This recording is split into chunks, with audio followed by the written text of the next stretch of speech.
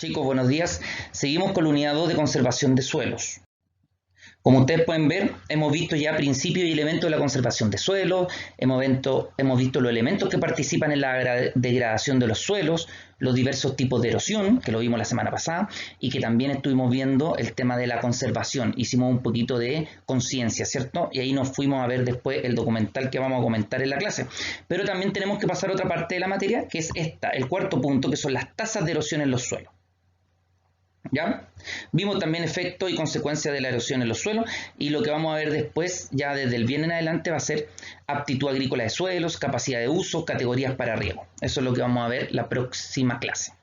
Pero ahora, para este día martes, vamos a hablar entonces de cómo determinar la erosión de los suelos. Bueno, existe una ecuación de pérdida de suelo que está directamente relacionada con la erosión hídrica, ¿ya? Esto nos permite predecir la pérdida del suelo por hectárea y nos ayuda a definir técnicas de laboreo de suelo que nosotros podamos usar para evitar esta pérdida, por ejemplo, del suelo. Primero hablemos de lo que es la erosión y de la erosión hídrica, en este caso, que es el desprendimiento de parte del suelo, transporte y deposición en otros lugares, ¿cierto? Ya lo habíamos visto y hablado bastante. Ecuación universal de pérdida de suelo por erosión hídrica, o también por las siglas USLE. Para determinar la tasa de erosión hídrica actual presente en un predio en producción, se puede utilizar esta ecuación que fue establecida por Wissmeyer y Smith en el año 78, que muestra lo siguiente: A es igual a R por K por LS por C por P, donde A es la pérdida de suelo actual en toneladas por hectárea por año, R es la erosividad de las lluvias, K susceptibilidad del suelo a la erosión hídrica, L la longitud de la pendiente, S el grado de la pendiente, C factor cultivo cobertura y P factor práctica conservacionista. El producto de estos 6 factores estima la erosión hídrica actual para una situación determinada de clima, suelo, relieve, cultivo y manejo que se tenga, ¿ya? Por lo tanto, ustedes, como pueden ver en este cuadro, la erosión hídrica está en función de dos cosas principalmente: de la erosividad del agente activo, o sea, la habilidad del agua de causar erosión, y la erosionabilidad del suelo, o sea, la susceptibilidad del suelo para ser erosionado. Cuando hablamos de lo primero, la erosividad del agente activo, está determinado por la acción dispersante de la lluvia, por la cantidad y velocidad de la escorrentía. Y eso es características de la lluvia, y ese es nuestro factor R que vamos a ir viendo uno por uno. Cuando hablamos, por otro lado, de la erosibilidad del suelo, va a depender de las características del suelo, por ejemplo, del factor K. Va a depender de la topografía, que en este caso es la longitud de pendiente y el grado de pendiente, y de las modalidades de manejo, que va a tener en cuenta la vegetación, el factor C, y la modificación de la superficie, P, o prácticas conservacionistas, ¿cierto? Así que este cuadro que ustedes ven aquí es muy importante que lo entiendan y lo tengan claro para esto.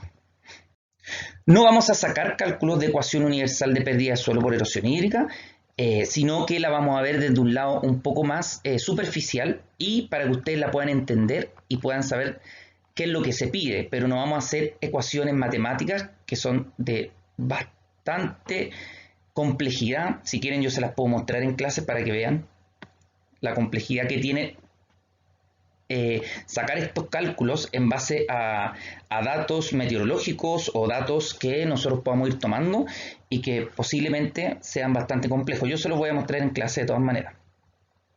Veamos lo que tiene que ver con el factor R, o erosividad de las lluvias. La erosividad de la lluvia se puede definir como la agresividad que tiene la lluvia o las gotas de agua sobre el suelo, ¿ya? Representa la energía con que las gotas de lluvia que caen a una determinada intensidad pueden romper los agregados superficiales en partículas de tamaño transportables, que es lo que se ve en ese cuadro. La erosividad es función de la energía cinética y de la intensidad de la precipitación, por eso se conoce como EI30, y todo esto se mide en 30 minutos. Así se obtiene la erosividad de la lluvia. La primera relaciona el tamaño. La energía cinética relaciona el tamaño y la velocidad de caída de las gotas, y la segunda relaciona la cantidad con la duración, que está en base a 30 minutos. Por lo tanto, se trata de parámetros complejos de calcular por relación a 4 propiedades: cantidad, duración, diámetro y velocidad de las gotas de lluvia. Se calcula multiplicando la energía cinética total de la lluvia por la intensidad máxima de estas por 30 minutos. Aquí ustedes pueden ver algunos lugares en que ha afectado la lluvia y ha producido esta escorrentía y el tipo de erosión que produce entonces la gota de la lluvia, tanto en cualquiera de estas imágenes que ustedes ven aquí. Segundo factor, K, erodabilidad del suelo. La erodabilidad del suelo es un índice que indica la vulnerabilidad o susceptibilidad a la erosión y que depende de las propiedades intrínsecas de cada suelo. Cuanto mayor sea la erodabilidad, mayor el porcentaje de erosión al cual está expuesto. Tiene que ver esto con la textura, con la materia orgánica que tenga el suelo, con la estructura, con la permeabilidad del suelo. Y es estimado de manera directa a través de una ecuación o también se puede estimar de manera gráfica. Factor LS, que se refiere al efecto combinado de la pendiente y la longitud de los terrenos expuestos a la erosión laminar y en surcos.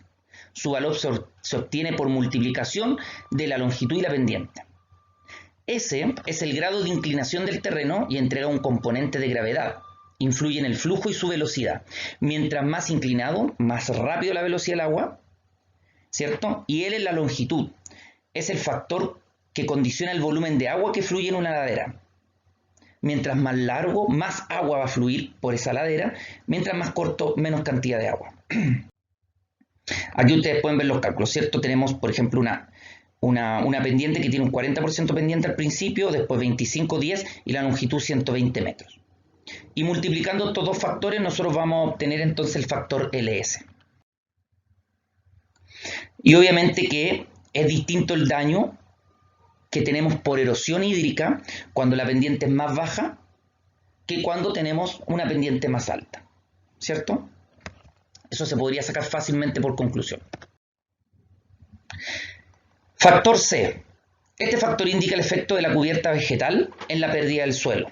Se expresa como la relación entre la pérdida de suelo de un área o parcela con una vegetación dada y sistemas de manejo específicos, y la pérdida del suelo en una parcela de barbecho continuo, limpia y arada, en el sentido de la pendiente a intervalos regulares, como ustedes lo pueden ver aquí. Una parcela, en la primera foto hay una parcela, un trozo que está fácilmente trabajado, se nota, y está en barbecho continuo, o sea, no se planta nada, ¿ya? Y está limpia y arada.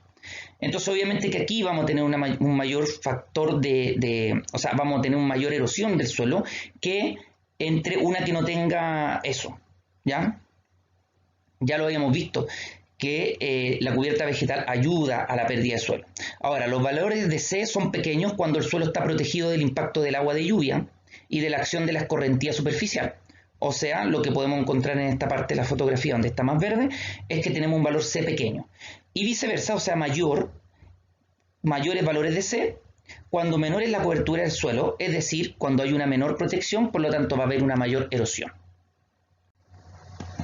Finalmente, el factor P, que es la relación de pérdida de suelo entre una parcela donde se han aplicado prácticas mecánicas de conservación de suelo, por ejemplo, contornos, terrazas, cultivo en curvas de nivel, etc., para el control de la erosión, y las pérdidas que se producen en una parcela si tales prácticas no se hubiesen utilizado, y el laboreo se efectúa en el sentido, además de la pendiente. O sea, esto es como poner frente a frente una parcela que tuvo una práctica de conservación de suelo con otra que no se hizo eso y que además se hizo todo para ayudar a que la erosión sea peor.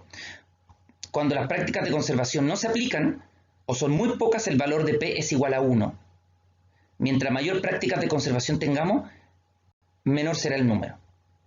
Y aquí ustedes pueden ver, por ejemplo, vegetación entre las hileras de los terrenos para evitar la erosión de esas partes del terreno, entre frutales, o cultivos hechos en terrazas cuando son con pendiente.